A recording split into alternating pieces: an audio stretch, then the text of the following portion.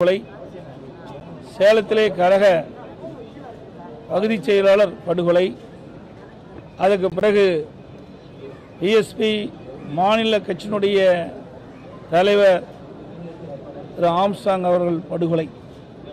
இப்படி தொடர்ந்து ஒரு மாத காலத்தில் இந்த படுகொலையில் அரங்கேறியிருக்கின்றது.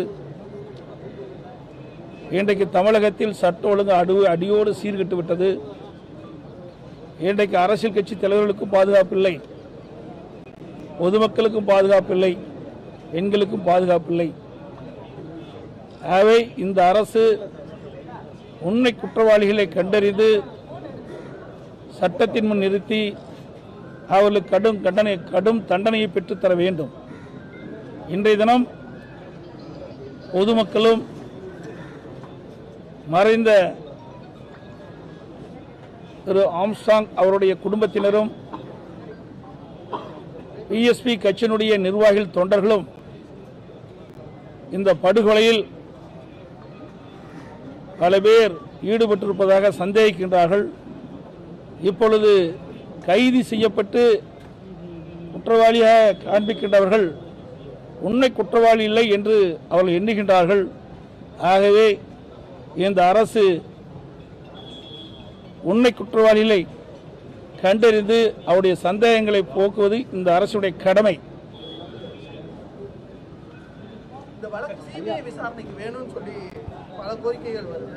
அதிமுக இதனுடைய நிலைப்பாடு. இந்த படுகொலையை சிசிடி கேமரா அந்த காட்சியை உங்களுடைய தொலைக்காட்சியில் நாங்கள் பார்த்தோம்.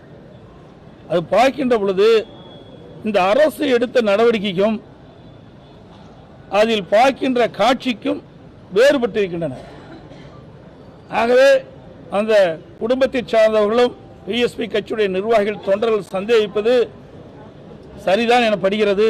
ஆகவே உண்மை குற்றவாளிகளை எவ்வளவு பெரிய ஸ்தானத்தில் இருந்தாலும் அவளை கண்டறிந்து நடவடிக்கை எடுக்க வேண்டுமென்றால் இந்த வழக்கை சிபிஐயிடம் ஒப்படைத்தால்தான் நடுநிலையோடு உண்மை குற்றவாளிகள் கண்டுபிடித்து தண்டிக்கப்பட முடியும்.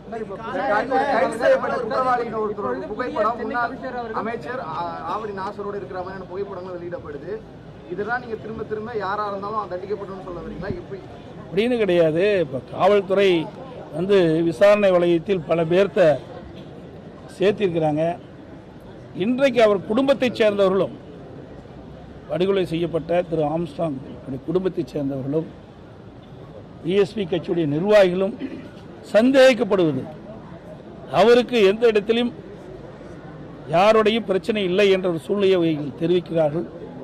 அப்படி இருக்கின்ற பொழுது இப்படிப்பட்ட படுகொலை சாதாரண நாள் செய்திருக்க முடியாது என்று அவர் கருதுகின்றார்கள்.